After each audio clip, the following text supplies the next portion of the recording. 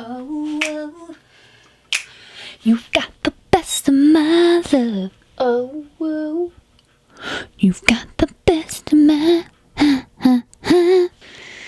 God, every time I come in here, I feel more clinical than ever. Hold up. Welcome to the How to Live Shitty podcast, Drunk Edition. This may be a recurring thing. I think would be kind of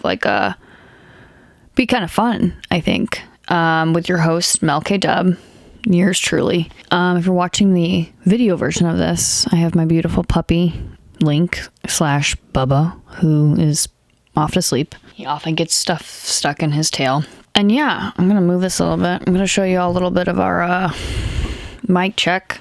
If you've ever been in the video business, you always got to do a mic check. Otherwise, you record something for a long period of time and don't realize that you didn't have it on. Which has happened to me before. So, we're drinking a little bit. This is, if you were not attuned to the Instagram story poll, I thought, should I drink? Well, I was already drinking. Should I podcast after drinking? And the polls came in. They're very secure, as polls are. And the answer was yes. So here we are. I wouldn't venture to say I'm hammered drunk, which is good because it's Wednesday, which, let's be honest, it's not like it's never happened. We're drinking some New Glarus. I went to Wisconsin over the weekend. Yeah, it was fun. Wisconsin's a great place. I went to Wisconsin one time a long time ago, back in 10 years ago. My God. And had a really great time. Got very drunk at a wedding and made out with a guy who texted me the next morning and said, "Top of the morning, do ya?" That's a real story. I met him in a bar where he wasn't singing Shania Twain, but Shania Twain was on, and well, yeah, that happened. But anyway, all right, so we're drinking some Spotted Cow, New Glarus, as you do, from Wisconsin.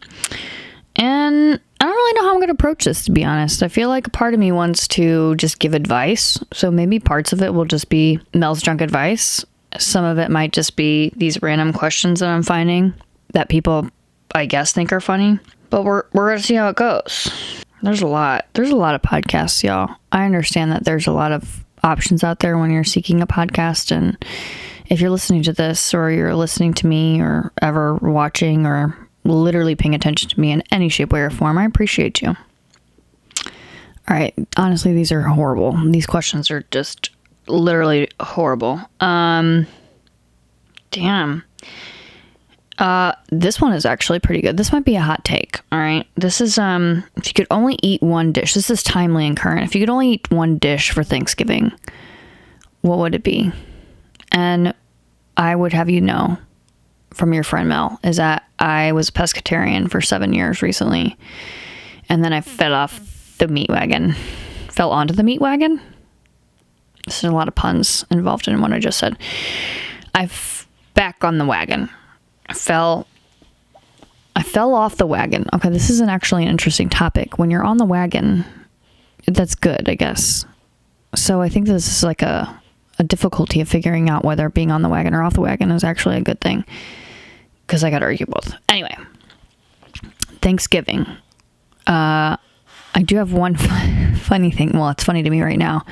One Thanksgiving when I was young, or someone upstairs if you can hear that. When I was young, I used to love, okay, if my friend Jen Batisto Kinver is listening to this, first of all, I love you. I miss you. Second of all, I was obsessed with corn. And I loved corn. And so I would eat like so much corn at Thanksgiving. And I just remember one year, which is crazy. We used to host Thanksgiving. We have a very small house here. I don't know how we had any people inside our house. And I ate 7. I was little, like a little kid. And I ate 7. I remember this, 7 long ears of corn. And I threw it all up. And I had to sleep in the basement, which is where I live right now, which was my parents' room back in the day. So anyway, my favorite, but that's beside the point. My favorite Thanksgiving dish. Well, this is a tricky question. Here's the benefit of being a pescatarian, is that you just load up your Thanksgiving plate with sides. Like, the point of Thanksgiving is the sides. I know people say it's turkey or ham or whatever the fuck you put on there. It's always the sides. So, big Brussels girl. Love Brussels sprouts. I do love some cheesy potatoes. Like, you can't hate on cheesy potatoes. Any potato. Potatoes are my favorite food. Someone just shamed me about that the other day. Like, everybody loves potatoes. I love potatoes. Okay? Number one. Big Brussels sprouts fan. I do enjoy some stuffing. I like it. This is the only time of year too that we get to eat green bean casserole. Because I correct me if I'm wrong, but a lot of people like don't make that all year round. And if you do, I need to talk to you because I feel like that's kind of weird, to be honest. It's just Thanksgiving. Like, there's certain things you just can only eat on Thanksgiving. Weird ass pies, weird ass shit, but anything goes because it's Thanksgiving. So I think this is actually a proper topic. This is where shit's gonna get good. We're going into the holiday season. We got Thanksgiving coming up. We've got Christmas. We've got New Year's. And then it turns into January. And this is not... I enjoy holidays. This is actually additionally a hot take, is that I enjoy the holidays. I am not a curmudgeon. And I'm not a Debbie Downer. I mean, I think I'm pretty great. However, there's a lot of pressure that goes into the holidays. There's a lot of, expectations that I think are absurd. When going into the holiday season, Thanksgiving's better because you just eat all day and you get a 4-day weekend, which I think is pretty epic. By the way, since I'm on the topic, we have a scramble coming up called the City Scramble, and it is at Francis Park, starting at Rockwell Beer Garden. Drinking beer and doing this was not a good idea. And at 11 a.m. sharp, we are going to reveal a map that has businesses for Small Business Saturday. Do I sound fun? Small Business Saturday. Anyway, we're going to have some small businesses to support, get some raffle tickets, win some shit. All the raffles will be at 12:15. And it's going to be a great day. You can get some movement in after the weekend of eating and living your best life. City Scramble. Okay, so that's Thanksgiving weekend. But what's crazy about Thanksgiving weekend is everybody goes haywire for deals and crazy shit. And I don't understand it. This is part of me just like also hating shopping. Like, I just don't get any value out of it. If I need something, I'd love to buy it. If I don't need something, like, I don't need to know about it, like, ever. Like, I don't want to know about something on sale. I don't need it. I know I don't need it because I'm not looking for it. So, something to think about. Then you have Christmas. And Christmas is just like a shit show of like buying shit that no one knows where to store and not knowing what people really want. And then also like creating a deep dive of shit that people are never going to use and don't know what to do with, and just like are upset that this is even happening in all reality. I just want it to be about humans enjoying themselves, enjoying other people, and just being like, man, I'm lucky to be alive and I'm lucky to be here and I'm having a good time. And it just becomes so like excessive and tiring, and I get upset about it. So anyway, that's my beef with the holidays. I don't even know if this is a hot take, because I feel like everybody gets that. And then you have New Year's, which I actually want New Year's. New Year's is underrated. Okay. Everybody's like, doesn't know what to do with it. No one knows what like plans to make. And I think that's a downer. All right. We've got another year of life under our belts, number one. And we have a whole new year ahead of us. Like, this should be like the best day ever, right? We've got opportunity. We have reflection. We've got both things to happen on like the same day, same 2 days, right? We can look forward. We can look backwards. We can be happy. We can be sad. We can be excited. We can be all the things. And that's important, I think. So I think that this should work backwards. Like, I think New Year's might be the best holiday in the season. My birthday's also in January. I'm turning the big 3-5, which is a big deal. 3-5 is like almost like 40, but it's not 40, but it's also not 30. It's like it's very weird age range. It's like when I turned 27, I felt like I was 30, but really I was 27. And then I have this problem where I just age myself like a whole year before I'm actually like that age, which is very not okay. But anyway, that's my own problem. But one big topic that always comes up inevitably in the season. The reason I don't hate the holidays. The reason I get perturbed with the holidays is that it feels like an opportunity not an opportunity. It feels like a trap of having to explain your life. And I do not enjoy explaining my life. I don't like explaining my life because most people don't understand my life. But also there's this very strange pegging system that we have in society of success and what success looks like. And oftentimes that looks like, are you married? Or are you seeing someone? Or do you have a kid that you're cranking out soon? Or do you have like good stories of shit or something? And it's exhausting. I just don't like, what if I just want to be asexual? Is something I'm contemplating in all reality. I don't even know what that means for real, but I'm contemplating a place where there are no humans in my life. I don't know if that's true or, what's happening. But if I have to answer the question about if I'm dating or if I'm not dating or where's my husband or where's my boyfriend or are you lesbian or are you not a lesbian or what the fuck is happening, I am not going to be well. And that is some tough shit. I feel like here's some good advice from your Aunt Mel. If you're watching this, if you're a human being who hasn't, I don't want to say settled. Not everybody who's married, there's plenty of happily married people. There's plenty of happily coupled people. Okay. I'm not a downer on this. I want you to know that. Nice viewer, is if you have not found your human person, whomever, that you want to invest your time and energy into and building something with, there's nothing wrong with that. I don't care how fucking old you are. I don't care what your life looks like. I don't care how hard you're trying or not trying. Like, you are a complete, interesting, wonderful human being by yourself, doing by yourself shit, with dogs or not dogs, although dogs are really cool.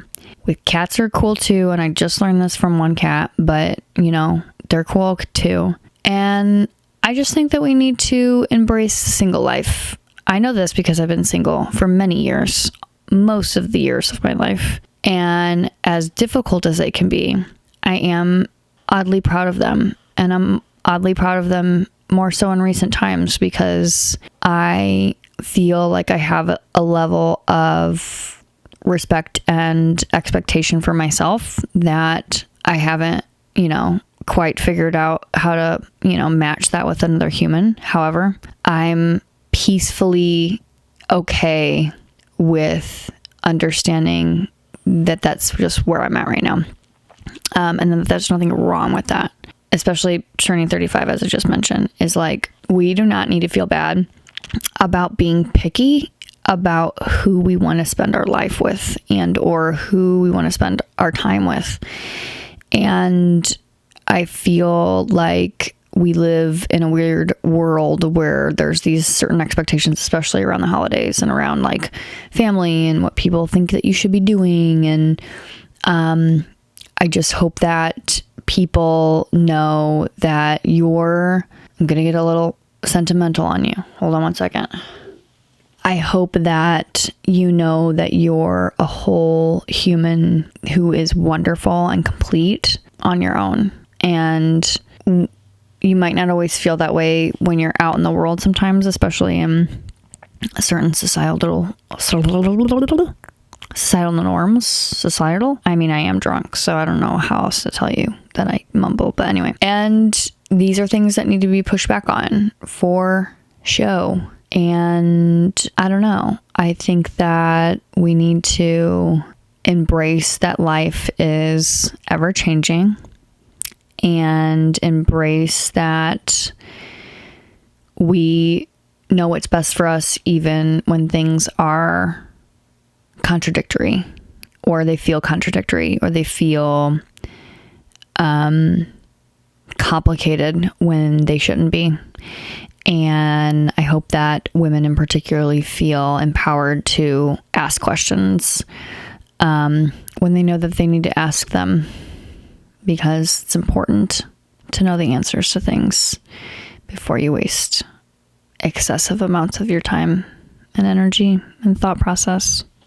Anyway, I got really tired also when I started thinking about recording this, and I thought, man, oh man, drunk Mel's probably great, and she is great. Honestly, I think drunk Mel's really fun. The first thing I do when I get drunk is dance, which is underrated all the time. I think it's the most fun thing that we can do. If you have anxiety, especially, it's really top notch for getting you out of your nervous system issues.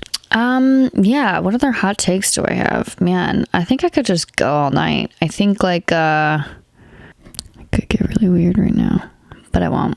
I'm not gonna get really weird. I'm just gonna say to the earth. Here's what I'm gonna say. Mel drank, and sometimes there's a thing called coping, and I do this sometimes when I don't do it sometimes. We all have to cope with shit, and you have to cope in different ways. I sent a picture of this. I'm going to include this in the video version for sure. Maybe I'll include it as the graphic, but that might be copyright. Anyway, I saw a little thing on Instagram that was like Jaro copes, or jar of coping something, and it was like your whole goal in coping skills is hopefully to be a myriad of options, right? So you're not just like digging into negative coping skills all the time. What you could consider negative, I'm not your therapist. I don't know what those are. Mine is typically alcohol. If I'm like going down to the dark place, straight down, then I normally do a little drinking. Now, what I give myself, I'm not telling people to binge drink. I'm not telling people to be drunks, and I'm definitely not telling people to do what I do. However, what I normally do is give myself a day to just be, for lack of a better word, fucked up. Not drunk, fucked up, just generally emotionally like sad or disappointed or upset or angry or all. And sometimes that means like I'll have a beer, have a couple beers, and be upset and just let that live where it needs to live for the day, right? So you get a day, you get a solid moment to be upset about the thing that you're upset about. And then after that, you start adding on positive coping skills. For me, it might be running, might be walking. It's definitely dancing is a great one. Getting out, not looking at my phone, doing something more creative. There's a lot of things that you can do that can also help you get out of this mental state when you're dealing with something that feels really heavy. And that's something that I would say about like living shitty is like, you're never going to cope perfectly with anything. No one is. I just don't think that's reality. I think that if you're going to try to survive your life, which let's face it, a lot of times it feels like you're just surviving shit, you have to find a way to balance how much you can deal with at any given moment, right? Depending on a huge amount of variables that are happening in your life at the same time. So yeah, so sometimes, rarely anymore, that's just what happens. I have a little drink. Tomorrow I'll be really great. I'm going to have a great day tomorrow. I'm confident that I'm going to have a great day tomorrow, but I would definitely recommend to people feeling all the feelings that you have about anything that you're dealing with in at least a 1-day time frame. And you don't need to figure out even what you need to do with it. You don't need to know what the next steps are. You don't need to know like what the fuck is happening. All you need to do is feel your shit and keep showing up. And keep showing up in the way that you believe and the way that you feels right. And a lot of times that's going to mean having to say or do things that are going to give you results that you don't want. And I think that's like a really brave thing to do. I think when you know the answer to something is going to be something that you don't want, and you ask the question anyway, that you're being really truthful and respectful towards yourself.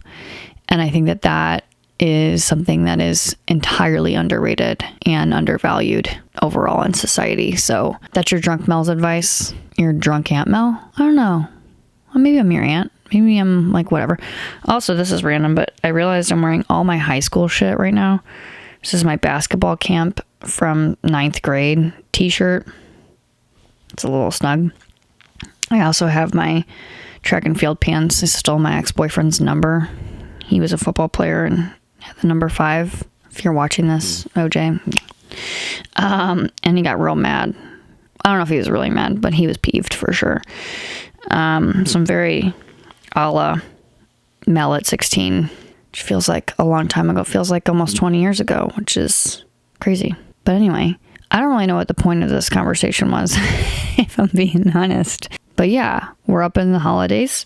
We do have another episode coming out for this year, and then we're going to take a brief hiatus until the new year, that we can get some really cool interviews in and kind of regroup on some things. But you guys have been really supportive and awesome with the podcast. I think it's something that I've said this already, but like I didn't really think I wanted to do, and then I started doing it, and I really do enjoy it, and I'm excited for where it could go. So the next podcast will be the final one for 2023, and it's going to be a little update about where we're going with first drafts. So, and just Mel's personal life, if that means anything to you, since I'm a celebrity. That's a joke, but it's funny if you think it's true. But anyway, all right. Until next time, this is Mel K. Dub of How to Live Shitty.